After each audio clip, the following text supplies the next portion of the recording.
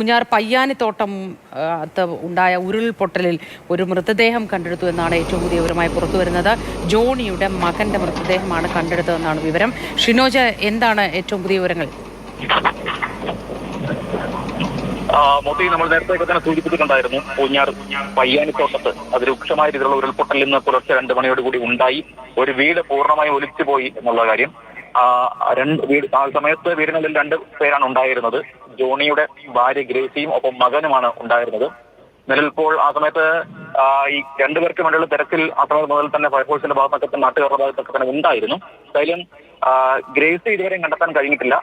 ജോണിയുടെ മകന്റെ മൃതദേഹം കണ്ടെത്തി എന്നാണ് ഇപ്പോൾ ലഭിക്കുന്ന വിവരം എന്ന് പറയുന്നത്. ഗ്രേസിക്ക് വേണ്ടിയുള്ള തിരച്ചിൽ ഇപ്പോഴും തുടരുകയാണ്. പയ്യാനിത്തോട്ടത്താണ് രാവിലെ അതിശക്തമായ രീതിയിലുള്ള ഉരുൾപൊട്ടലായിരുന്നു ആ ഭാഗത്തൊക്കെ തന്നെ ഉണ്ടായിരുന്നത്.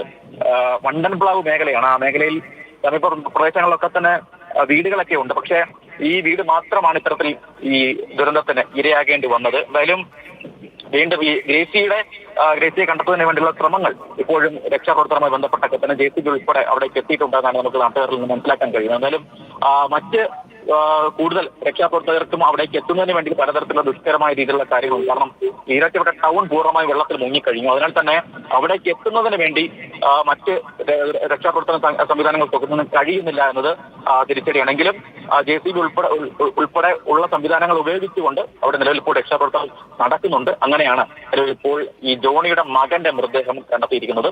ഗ്രേസിക്ക് വേണ്ടിയുള്ള തിരച്ചിൽ ഇപ്പോഴും തുടരുകയാണ്. ശരി, ഷിനോജിനോടൊന്നുള്ള വിവരങ്ങൾ നൽകിയത്. പൂഞ്ഞാർ പയ്യാനിത്തോട്ടത്താണ് ഉരുൾപൊട്ടലിൽ 2 പേരെ കാണാതായിരുന്നു. ഗ്രേസിയും മകനും ഇപ്പോൾ മകന്റെ മൃതദേഹം കണ്ടെടുത്തു എന്നാണ് ഏറ്റവും പുതിയതായി നമുക്ക് ലഭ്യമാകുന്ന വിവരങ്ങൾ.